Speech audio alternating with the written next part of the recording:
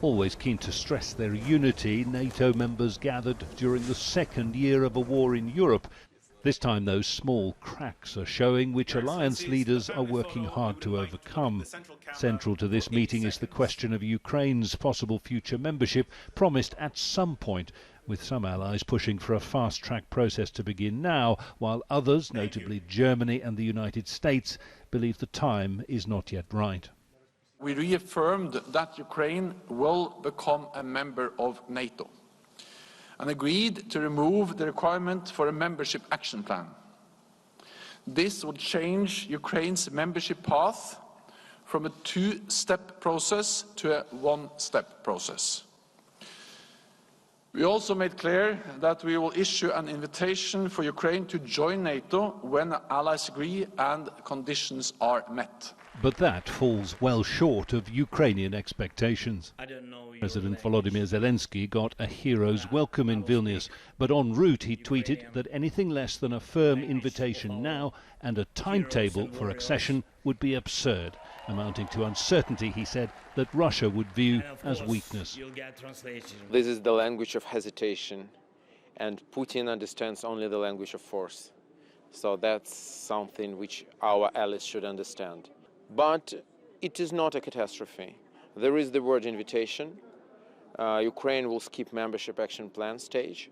Many, especially members of the alliance's eastern flank, would tend to agree with Ukraine, while others, including Germany and the United States, believe that with the war still on and no way of knowing what any possible peace agreement might look like, now is simply not the time to commit the whole of NATO to Ukraine's defense against future Russian aggression. There are other points of tension, unease over the supply of cluster munitions to Ukraine by the United States. Most NATO members are signatories to a treaty banning their use, but not Ukraine, the US or Russia. And among pledges of further military support came the promise by France to follow the UK in supplying long-range missiles to Ukraine.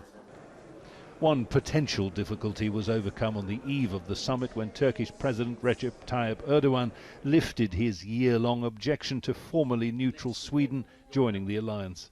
31 members will soon become 32. NATO expanding because of the war in Ukraine, even as the war exerts pressures that test its unity.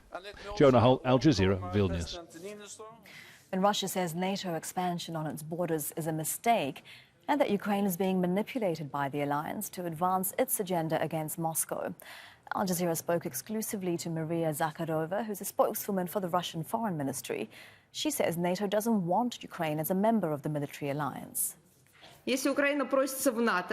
What support for Ukraine you can see here, because NATO decides not to include Ukraine.